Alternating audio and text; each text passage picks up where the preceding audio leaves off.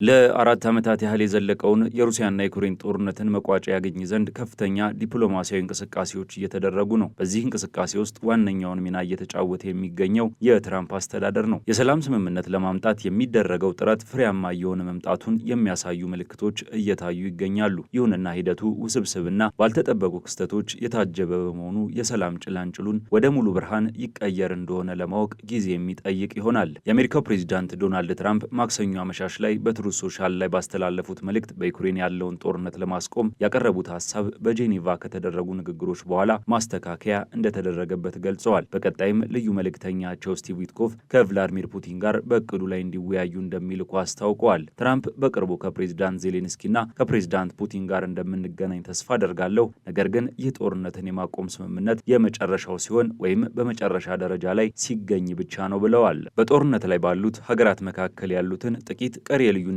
ነጥቦችን ለማስተካከል መልእክተኞቻቸውን ወደ ሞስኮና ኪየቭ እንደሚልኩ ገልጸዋል። ትራምፕ ተደራዳሪዎች ለስምምነት በጣም ተቃርበዋል ያሉ ሲሆን ሪፖርቶች እንደሚያመላክቱት ዩክሬን አሜሪካ ባቀረበችው የሰላም ማዕቀፍ ወደፊት ለመራመድ ዝግጁ ናት። ይህንን ጉዳይም ኪየቭ በአሜሪካና በዩክሬን ባለስልጣናት መካከል በጄኔቫ ከተደረገው ከፍተኛ ድርድር በኋላ የሰላም ስምምነቱን ዋና ይዘት እንደምትደግፍ ገልጻለች። ይሁን እንጂ አንድ የዩክሬን ባለስልጣን ኪየቭ የስምምነቱን ውሎች ተቀብላለች ቢባልም በስምምነቱ ውስጥ አንዳንድ ጉዳዮች አሁንም በትራምፕና በፕሬዚዳንት ቮሎዲሚር ዜሌንስኪ መካከል መወያየት እንደሚያስፈልጋቸው ተናግረዋል። ትራምፕ ለዩክሬን የሰላም እቅድ የሰጡት የጊዜ ገደብን አነስተዋል። የአሜሪካው ፕሬዚዳንት ዶናልድ ትራምፕ ዩክሬን አሜሪካ ባቀረበችው የሰላም እቅድ ላይ እንድትስማማ የሰጡትን የሐሙስ ዕለት ቀነ ገደብን አስቀርተዋል። ትራምፕ ለምስጋና በዓል ወደ ፍሎሪዳ ሲበሩ በአየር ኃይል አውሮፕላን ላይ ለጋዜጠኞች እንደተናገሩት የአሜሪካ ተደራዳሪዎች ከሩሲያና ከዩክሬን ጋር በሚያደርጉት ውይይት መሻሻል እያሳዩ ሲሆን ሞስኮም አንዳንድ ማሻሻያዎችን ለማድረግ ተስማምታለች ብለዋል።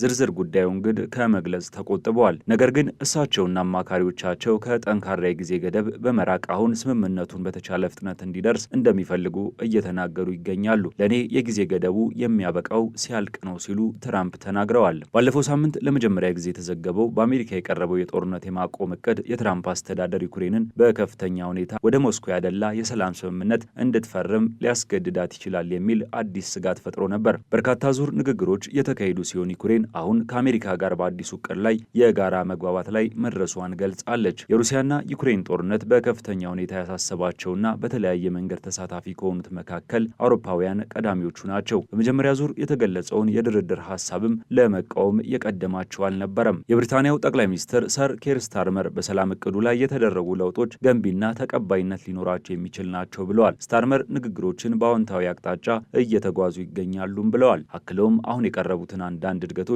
በደስታ እቀበላለሁ። ረቂቅ እቅዱ የዩክሬንን ጥቅም ሙሉ በሙሉ የሚያንጸባርቅና ለዘላቂ ሰላም መሰረት የሚጥል መሆኑን ለማረጋገጥ እድል ያለው ነው ብለዋል። አንድ የአሜሪካ ባለስልጣን ለሲቢኤስ ኒውስ እንደተናገሩት የዩክሬን መንግስት በትራምፕ አስተዳደር አሸማጋይነት የቀረበውንና ለአራት ዓመታት የዘለቀውን የሩሲያ ጥቃት ለማስቆም የቀረበውን የሰላም ስምምነት ተስማምቷል። ባለስልጣኑ እንዳሉት ሊፈቱ የሚገባቸው አንዳንድ ጥቃቅን ዝርዝሮች አሉ፣ ነገር ግን በሰላም ስምምነቱ ላይ ተስማምተዋል። የዩክሬኑ የብሔራዊ ደህንነት አማካሪ ሩስቶም ኡሜሮቭ በሐሳቡ ላይ የጋራ መግባባት ላይ መደረሱን ገልጸው ዝርዝር ጉዳዮችን ግን ገና አልተጠናቀቁም ብለዋል። ኡሜሮቭ የዩክሬን ፕሬዝዳንት ቮሎዲሚር ዜሌንስኪ ስምምነቱን ለማጠናቀቅ ከህዳር ወር መጨረሻ በፊት ወደ አሜሪካ ሊጓዙ እንደሚችሉ ያላቸውን ተስፋ ገልጸዋል። አንጋፋው የውጭ ጉዳይ ሚኒስቴር ሰርጌይ ላቭሮቭ ለጋዜጠኞች እንደተናገሩት ሩሲያ የዩክሬንን ግጭት ለመፍታት ቅድሚያ የምትሰጠው ጉዳይ ነው በማለት የአሜሪካን አቋም አድንቀዋል። ሩሲያ አሜሪካ ከዩክሬንና ከአውሮፓ ጋር የምታደርገውን የምክክር ውጤት በቅርብ ጊዜ ውስጥ እንድታሳውቃት ትጠብቃለች ብለዋል። ላቭሮቭ እንዳሉት ሩሲያ ከአሜሪካውያን ባልደረቦቻችን የተሻሻለውን የሰላም ሀሳብ ለመቀበል እየጠበቀች ቢሆንም ሞስኮ በነሐሴ ወር በአላስካ በፕሬዚዳንት ትራምፕና በፑቲን መካከል በተደረሰው መሰረታዊ መርሆች ላይ የተመሰረተ እንዲሆን ትጠብቃለች። ሊብራሩ የሚገባቸው በርካታ ጥያቄዎች ስላሉ በተጨባጭ ቀመሮች ላይ ለመወያየት ዝግጁ ነን ያሉት ላቭሮቭ በአንኮሬጅ የተስማማንባቸውን ቁልፍ የመግባባቶች መንፈስ ከሌለ ሁኔታው ከመሰረቱ የተለየ ይሆናል ሲሉ አክለዋል።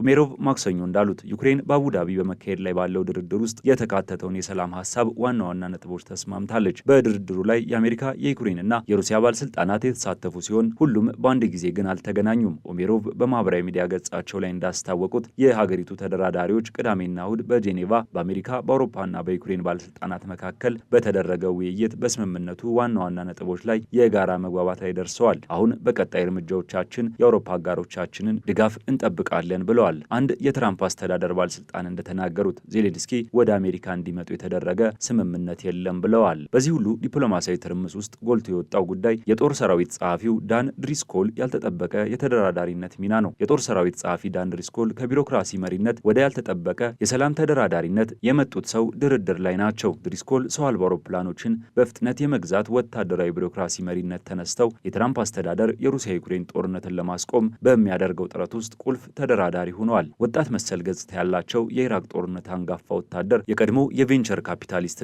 የምክትል ፕሬዚዳንት ጄዲ ቫንስ ወዳጅ የሆነው ድሪስኮል የፕሬዚዳንት ዶናልድ ትራምፕን እቅድ በኬቭ ለዩክሬን ፕሬዚዳንት ቮሎዲሚር ዜሌንስኪ ከማቅረብ አንስቶ ሰኞና ማክሰኞ በተባበሩት አረብ ኤምሬቶች ከሩሲያ ባለስልጣናት ጋር እስከ መቀመጥ ደርሰዋል። ይህም ውጊያውን ለማስቆም በሚቻል ስምምነት ላይ የሚደረገውን የቅርብ ጊዜ ድርድር ምዕራፍ እየመሩ አቡዳቢ ይገኛሉ። አቡዳቢ የሚገኝ አንድ የአሜሪካ ወታደራዊ ባለስልጣን ለሲቢኤስ ኒውስ እንደተናገሩት ድሪስኮል ማክሰኞ ከሩሲያ ተወካዮች ጋር ለሰዓታት ሲደራደሩ ውለዋል። በአቡዳቢ በሚገኘው የአሜሪካ ልዑክ ውስጥ ሌላ ማን እንዳለ ግን በግልጽ የተገለጸ ነገር የለም። አንድ የአሜሪካ ባለስልጣን እንደተናገሩት የዩክሬን ልዑክ እዚያ እንደነበርና ከድሪስኮልና ከቡድናቸው ጋር ግንኙነት ሲያደርግ ቆይቷል። በአቡዳቢ የታየው ግልጽ እድገት የመጣው ፕሬዚዳንት ትራምፕ 4 ዓመታት ሊሞላው በተቃረበው የሩሲያ ዩክሬን ጦርነት የተኩስ አቁም ስምምነትን ለማስፈን የሚያደርጉትን ጥረት ባጠናከሩበት ወቅት ነው። በጉዳዩ ላይ እውቀት ያለው አንድ ምንጭ እንደተናገረው ድሪስኮል በአቡዳቢ እየሰሩ የነበረው በጄኔቫ ከተካሄደው ፍሬያማ ድርድሮች በኋላ በዋይት ሀውስ ባለ 28 ነጥብ ሀሳብ ላይ በተደረገው ማሻሻያ ጉዳይ ላይ ነው። ባሳለፍነው ቅዳሜና እሁድ ድሪስኮል፣ ሩቢዮ፣ ዊትኮፍ፣ የፕሬዚዳንቱ አማች ጃሬድ ኩሽነር እና ከዩክሬንና ከአውሮፓ አጋሮች የተውጣጡ ዲፕሎማቶች በጄኔቫ ስዊዘርላንድ በተካሄደው ድርድር ላይ መገኘታቸው ይታወሳል። ከዚሁ ጋር በተያያዘ የአሜሪካ ልዩ መልእክተኛ ስቲቭ ዊትኮፍ ባለፈው ወር በሞስኮ ለሚገኙ ባለስልጣናት እንደተናገሩት ዩክሬን የሰላም ስምምነትን ለማግኘት የዶኔስክን ክልል ጨምሮ መሬት መተው አለባት ብለዋል ሲል ብሉምበርግ ዘግቧል። ብሉምበርግ እንደዘገበው ውይይቱ የተካሄደው በጥቅምት 14 ነበር። በብሉምበርግ በተገኘው መረጃ መሰረት ዊትኮፍ ለ5 ደቂቃ በፈጀው ውይይት ለከፍተኛ የክሬምሊን ባለስልጣን ዩሪ ኡሻኮቭ አሁን ከኔ የሰላም ስምምነት ለማድረግ ምን እንደሚያስፈልግ አውቃለሁ፣ ዶኔስክ እና ምናልባትም የሆነ ቦታ የመሬት ልውውጥ፣ ነገር ግን እኔ የምለው እንደዚያ ከማውራት ይልቅ የበለጠ ተስፋ ሰጪ በሆነ መልኩ እንነጋገር፣ ምክንያቱም እዚህ ስምምነት ላይ እንደምንደርስ አስባለሁ ብለዋል። ምናልባትም ዲፕሎማሲያዊ በሆነ መንገድ ሩሲያ መሬቶቹን የምታገኝበት እድል እንዳለ ለመግለጽ ሞክረዋል። ዋይት ሀውስ የመረጃውን ትክክለኝነት አላስተባበለም። ትራምፕም የዊትኮፍን አካሄድ መደበኛ የድርድር ሂደት አድርገው ይመለከቱታል። በሌላ በኩል ዩክሬን በርካታ የሩሲያ አየር ማረፊያዎች ላይ ስኬታማ ጥቃት ማድረጓ ተገልጿል። ጥቃት የደረሰባቸው አውሮፕላኖች የተለዩት የዩክሬን ሰው አልባ አውሮፕላን ኃይሎች አዛዥ በሆኑት ሮበርት ማዲያር ብሮቭዲ በተሰጠ መረጃ ነው። ከዚህ ቀደም የዩክሬን የጦር ኃይሎች በበርካታ ስልታዊ የሩሲያ ኢላማዎች ላይ ስኬታማ ጥቃቶችን መፈጸማቸው ተገልጾ ነበር። ከእነዚህም መካከል በሮስቶቭ የሚገኙትን የታጋንሮግ የአውሮፕላን ጥገና ፋብሪካና የአትላንት ኤሮድሮን ማምረቻ ተቋም ይገኙበታል። በጥቃቱ በደቡብ ምዕራብ ሩሲያ በሚገኘው የታጋንሮድ የአውሮፕላን ጥገና ፋብሪካ የነበረው ኤ60 ሳይመታ እንዳልቀረ ገልጾ የነበረ ሲሆን ብሮቭዲ በኋላ ላይ ጉዳቱን የሚያረጋግጥ የሳተላይት ምስል አጋርተዋል። ከ150 እስከ 480 ሚሊዮን ዶላር እንደሚገመት የሚነገርለት የአውሮፕላን የሚሳኤል መከላከያና ጸረ ሳተላይት ቴክኖሎጂዎችን ለመፈተሽ የተሰራ ነበር።